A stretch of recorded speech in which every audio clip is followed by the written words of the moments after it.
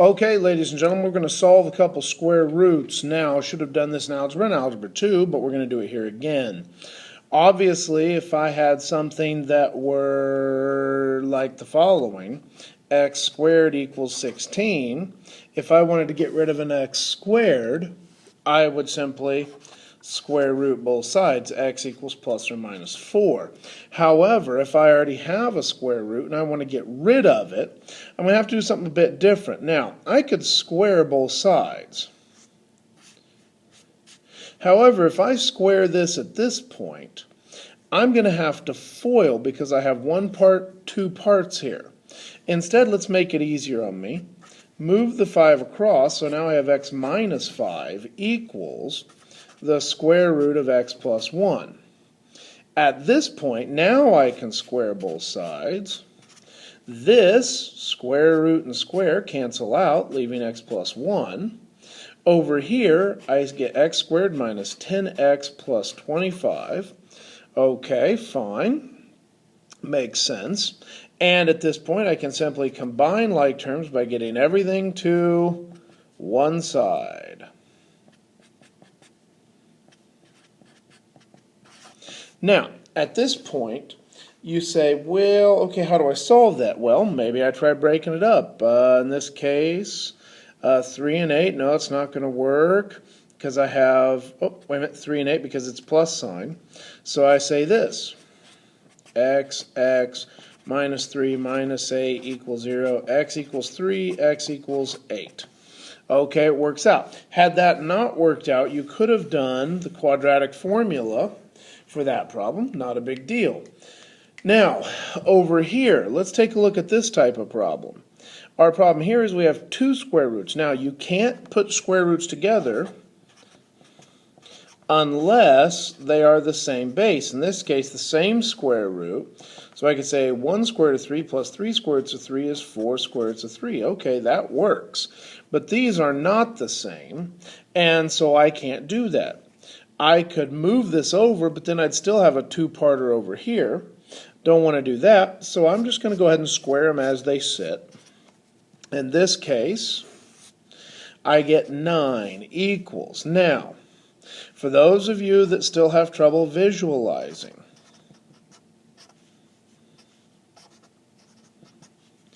we can write it out twice. Remember that when you square it, what you really are doing, you're writing it out twice. Okay, first times first. 22 minus x, because when you square a square root, they go away. Minus outer. So you end up with the square root of 22 minus x times the square root of 3x minus 3. And because they're multiplied, they can be put under the same square root. Then I do inside times inside. Well, I'm going to have another one of those.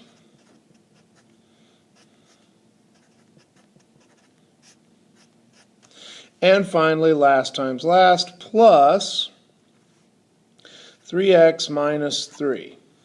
Now, with that, I can take a negative one of these and a negative one of these, put them together. I can also say 3x and a negative 1 is 9 equals 2x, got 22, take away 3, plus 19, minus 2 of this.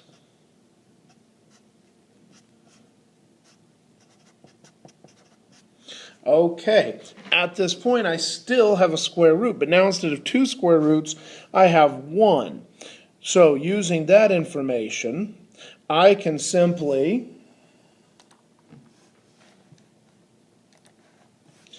move everything to one side, negative 2x minus 10 equals negative 2 square root 22 minus x 3x minus 3, square both sides, come up with 4x squared and 40x plus 100 equals 4 times 22 minus x 3x minus 3. With that, divide everything by 4. X squared plus 10x plus 25 equals, FOIL all this out, I get 66x minus 66 minus 3x squared plus 3x. And if I put everything together on one side, I can begin solving. So I have 4x squared, so I got 69, move it over here, negative 59x, move that over here, 80, 91 equals 0. If I did all that correct, I come up with this, and then from there I factor.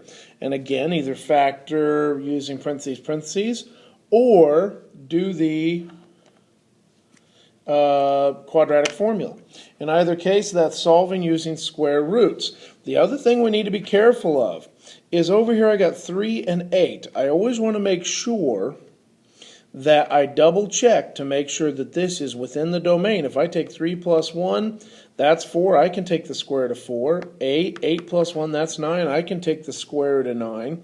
That's okay because you may come up with an answer that is no longer in the domain. So you do need to be careful that everything that you give as an answer fits within the domain. Little quick addendum to our previous lesson. If I wanted to graph something with some crazy square roots, I'm going to graph negative 3/8, the sixth root of 16x plus 48. So minus 3. I want to graph that. Now, to graph that, I'm going to need a sixth root. Okay, so let's go to our calculators. And we come up with y equals, and we say parenthesis, negative 3/8.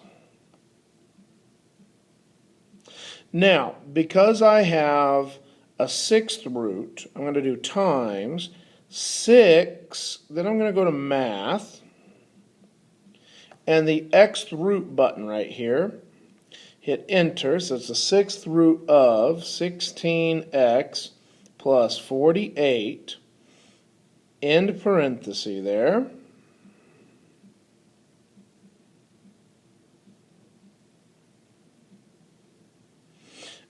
minus 3. So close it off and then put the minus 3 outside. Let's graph.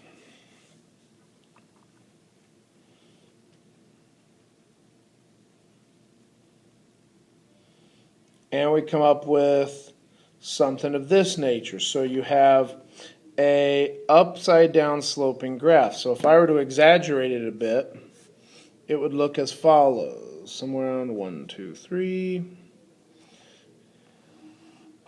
If I exaggerate it a bit, it looks something like that. Now, domain is going to be from here forward. Range is going to be from here down.